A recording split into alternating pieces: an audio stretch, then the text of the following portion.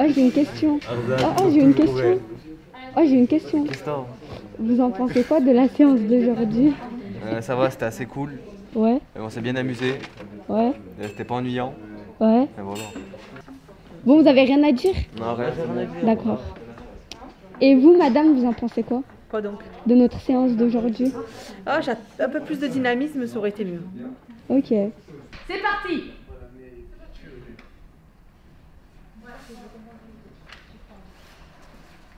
Le confinement n'a pas changé. Alors, attendez, elle a même pas fermé la porte, déjà il commence à parler. Attends que tout le monde soit là, s'avance. Venez, on a envie de vous regarder, on a envie de vous voir.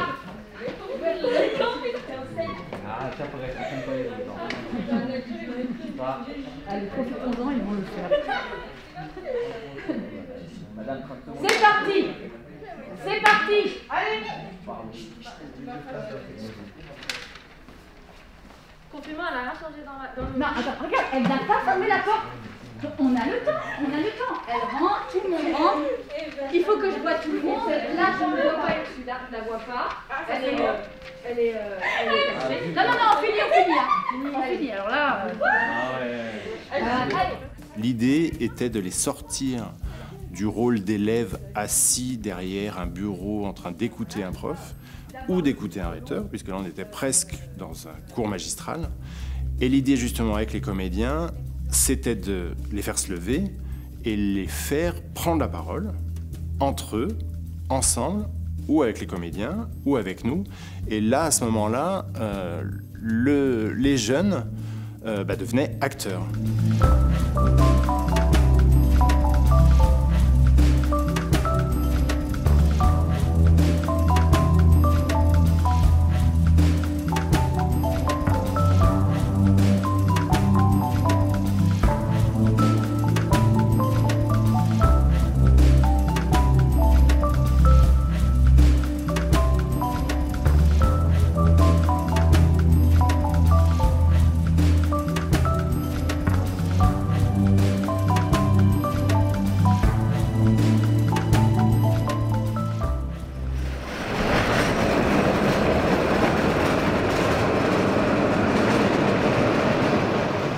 Dans tout parcours qu'on organise avec le public, quand on va le chercher à l'extérieur, quand on va le rencontrer à l'extérieur, l'idée c'est qu'à un moment ou un autre, ce public vienne au théâtre.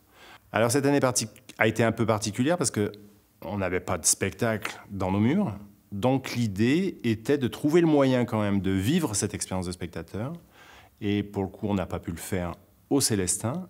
Mais on a demandé à une compagnie de nous faire une proposition, un spectacle, que l'on puisse proposer dans les classes, dans les CDI, dans des réfectoires. On a exploré un petit peu les lieux qui nous étaient donnés par les lycées, de manière à ce que ces jeunes se retrouvent assis et assistent à un spectacle avec des artistes.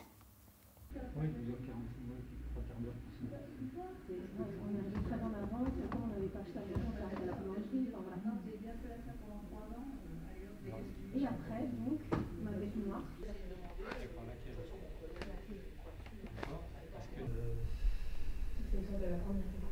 C'est sur la première et c'est... Ah ouais, j'imagine. Plein de gens différents, des routines, des rituels, des rituels, je dirais presque. Donc tu vas arriver avec un câble jusqu'ici, et là, il y aura un tiré-lâcher du câble qui sera là-bas. Nous, on va tirer-lâcher, et toi, tu vas...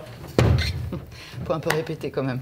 Non, mais ça, c'est du one-shot. Ouais, d'accord. Okay. Non, tu vas arriver par là, qu'est-ce que t'en penses? Ah oui, j'avais pas vu qu'il y avait... Super sachet. Très bien, super, je vais mettre là. Bon, il n'y a pas de toilette, hein. Okay. Ce qui est bien, c'est que tu peux leur dire, voilà, que ce temps qu'on est ensemble pendant 1 heure, que le temps de lecture-spectacle dure 30 minutes et qu'après, on a une vingtaine de minutes pour discuter et qu'ils n'hésitent pas à une discussion très libre et tout ça que j'initie. Et en général, c'est assez facile après. Eux, ils ont dû répondre.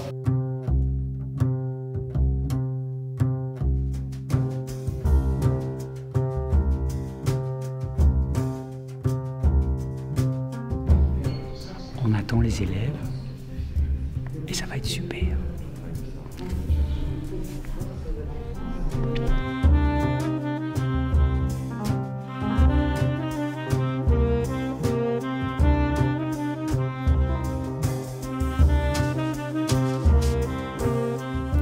Les motivations sont multiples. Un, c'est sortir des théâtres pour faire du théâtre dans des lycées, mais aussi dans l'espace public. La seconde motivation, c'est aussi ce texte-là, le faire entendre, puisque c'est une forme courte qui dure 35 minutes à peu près, et qui parle des réfugiés. C'est un texte qu'on a choisi parce qu'il était assez court, parce qu'il utilise une méthode de rhétorique qui nous paraissait intéressante, qui était le « et si je me mets à la place de l'autre ». Donc un retournement de situation où tout d'un coup, c'est l'élève qui va être pris à partie et qu'on va inviter à se mettre à la place du héros de l'histoire. L'idée que la vie peut brusquement être bouleversée par des événements extérieurs a toujours été pour moi quelque chose de tangible, de possible. Mais pour la plupart des Danois, ce n'est pas le cas. L'éventualité de devenir un jour des réfugiés leur est aussi inconcevable que de vivre sur Mars. J'ai donc écrit Guerre comme une invitation à se mettre dans la peau d'un réfugié. Chez toi, l'hiver arrive. Il n'y a plus de chauffage. Il pleut à l'intérieur. Seule la cuisine de ton appartement est encore habitable. Ta mère a une bronchite. Elle couve une nouvelle pneumonie. Contre la volonté de tes parents, ton frère a rejoint la milice. Récemment, il a perdu 3 doigts à la main gauche dans l'explosion d'une mine. Des éclats de grenade ont blessé ta jeune sœur à la tête. Donc on a fait ce spectacle et il y avait toujours un temps de débat, une discussion, voilà, un échange assez libre avec le metteur en scène et la comédienne qui a joué. Et en fait, c'est un spectacle qui a marqué les élèves. Par exemple, tout à l'heure, quand vous êtes arrivés, Livia et moi, on était là, et c'est normal, c'était pas commencé, donc ça parlait. Et Livia et moi, d'une manière tacite, on n'a rien fait. On a attendu. Et petit à petit, le silence s'est fait parce que vous avez senti, sans qu'on dise « Oh, ça commence là !» Tu vois, sans vous agresser, vous avez senti que c'était peut-être le moment de se taire et de venir vers ce qui vous était proposé. Vous voyez ? Le savoir-faire des comédiens, c'est qu'ils ont une vraie spécificité, c'est l'adresse. L'adresse, qu'est-ce que c'est ? C'est d'abord regarder l'autre quand on lui parle. Et c'est être aussi parfois les 2 pieds enracinés dans le sol et juste être vraiment avec l'autre. Parce que si on veut qu'il nous écoute, il faut être face à lui, il faut avoir une posture juste qui va nous permettre d'être écoutés. À ce jeune âge, ils ont à peine 15, 16, 17 ans. C'est extrêmement compliqué. Très souvent, on a son corps qui se transforme beaucoup à cet âge-là. Et on a parfois peur, on a parfois honte, on est très fragile. Et l'art du théâtre, c'est justement de dépasser ces fragilités, de se dépasser soi-même et de se dire qu'on a le droit d'être qui on est et on a le droit de défendre les idées que l'on a.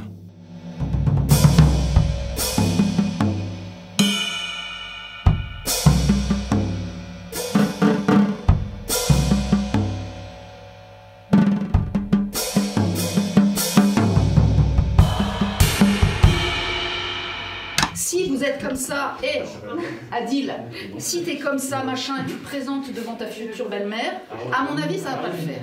Non, ça va pas le faire. Je te le dis, moi. Non, mais bon, là, je prends un cas extrême. Mais sachez jouer avec votre corps, lui donner d'autres informations. C'est un jeu. Quand vous allez être devant, devant des gens, faire un discours, vous saurez bien vous tenir, vous saurez regarder, vous saurez parler, utiliser un vocabulaire. Quand vous êtes ensemble, alors là, vous pouvez comme vous voulez, il n'y a pas de problème. En famille, vous êtes encore différents. Vous comprenez? Donc c'est ça que je veux vous faire comprendre, c'est qu'il faut être adaptable, il faut être souple. Et donc il n'y a rien de stressant. Au contraire, prenez-le comme un jeu et comme des qualités que vous allez acquérir. Vous comprenez? C'est mis. Quentin, c'est mis. Quentin, c'est mis. Passe au-dessus, plus fort. C'est mis. Oui. Quentin, c'est mis. Quentin, c'est mis. Quentin, c'est mis. Quentin. Ah, voilà. Déverrouille ici. C'est mis. Passe au-dessus. Lance une balle. T'as une balle dans la main, tu vas passer par-dessus ton épaule. C'est mis. C'est mis. Fais-le, physiquement. C'est mis. Oui. À toi.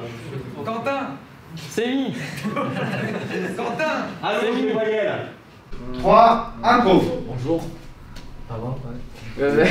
Attends, on peut recommencer s'il vous plaît, monsieur. J'ai un préparatif qui est perdu d'un coup là, c'est trop bizarre. On peut recommencer. Ne cherchez pas à réfléchir spécialement. Fais pas des plans. Fais pas des plans sur ce que tu vas faire parce que rien ne va se passer comme tu le penses. Oui, c'est vrai, j'avais oublié. Ok? Donc reste en ouverture par rapport à ce que ton camarade propose et rebondis. Tu prends sa proposition, tu la transformes, tu lui relances. Ok, vas-y, c'est bon, on peut y aller. Hein? Oh, ok, on peut retourner. Attention, parle fort parce que j'ai du mal à comprendre. Ouais, non, mais pas de problème. On parle fort. C'est important pour chacun, pas que pour les jeunes, hein, mais pour chacun de pouvoir exprimer clairement ses idées. De façon à pouvoir se battre un petit peu dans la société et surtout être compris. On voit trop de gens qui sont coincés en fait parce qu'ils ne savent pas s'exprimer et qu'ils ne savent pas mettre des mots sur une pensée. Et ça les bloque professionnellement, ça les bloque socialement. Et en fait, le pouvoir, celui qui a le pouvoir, c'est celui qui a les mots. Vous êtes prêts? Le féminisme est un refus de la féminité. Wow, ça veut dire quoi ça? Ah, il réfléchissez. Tous les Le féminisme est un refus de la féminité. Alors le débat mouvant, en fait, c'est un exercice qui vient de l'éducation populaire et qui permet de s'exprimer, d'avoir un débat, mais plutôt que d'être assis dans quelque chose d'un peu conventionnel, on propose aux gens d'être debout et de pouvoir changer d'idée. Donc en fait, physiquement, on marque aussi le changement d'idée et on voit comment un argument peut amener tous les gens d'un côté de la rivière ou de l'autre côté de la rivière. Il y a plein de variantes qui existent. On peut aussi proposer aux gens de se mettre au milieu, dans la rivière du doute, et leur demander pourquoi ils sont dans un doute. Voilà. J'ai déjà renoncé à m'exprimer, à donner mon avis, par peur d'être jugée. Non, par flemme surtout. Par flemme? Ouais. Par flemme, ça veut dire quoi? Tu n'avais pas envie de te battre? Pas envie d'écrire et tout, flemme. Non, prends la parole. Ouais, bon. S'exprimer, hein? Ouais. Tu as déjà renoncé à t'exprimer, plutôt à donner ton avis par flemme. Ouais. Bah souvent. J'avais fait plus.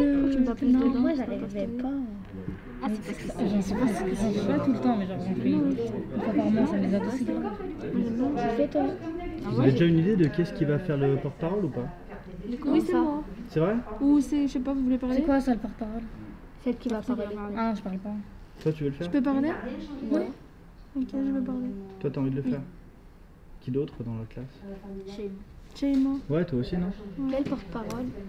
Tu sais, à la fin, vous allez sélectionner, je sais pas, 3 Ah, ou mais 4. non, on parlait de dire ça. Non, pas de là. Ah, non, ouais, c'était un peu, fin. c'était Mélissé chez moi. Non, moi j'ai abandonné en Ah, pour aller au théâtre? Ouais. Attends. Non, vous avez pas envie? Si, elle et moi. Alors, ouais, toutes les deux, vous avez peut-être envie de le faire? Tu vas le faire? Non, mais j'en ai pas trop. En fait, à ce moment-là, la première... le travail collectif est terminé, en fait. À partir de ce moment-là, la classe, elle a traversé une expérience collective avec des rencontres avec des professionnels. Donc, parfois en étant actif, parfois en étant spectateur. Donc, voilà, il y a déjà quelque chose qui s'est passé, il y a déjà des choses qui ont été semées. Et à partir de là, la classe va élire, voter, choisir 3 élèves porte-parole. Et ce sont ces élèves porte-parole qui vont poursuivre le projet et aller jusqu'à sa finalité qui est une mise en situation, donc vraiment un débat sur la scène du théâtre.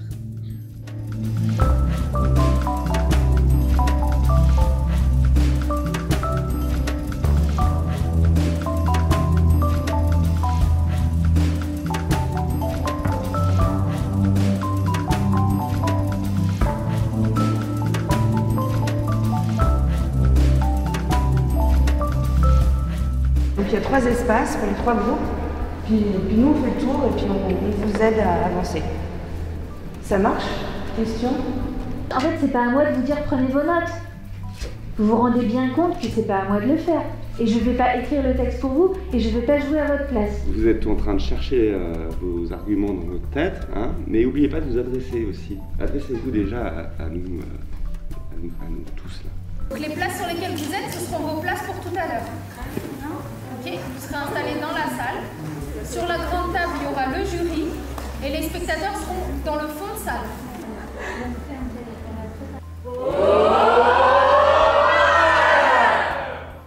Ils sont vraiment magnifiques. Je ne sais pas comment vous les trouvez, vous, mais moi je les trouve absolument magnifiques. Je pense qu'ils méritent encore des applaudissements collectifs.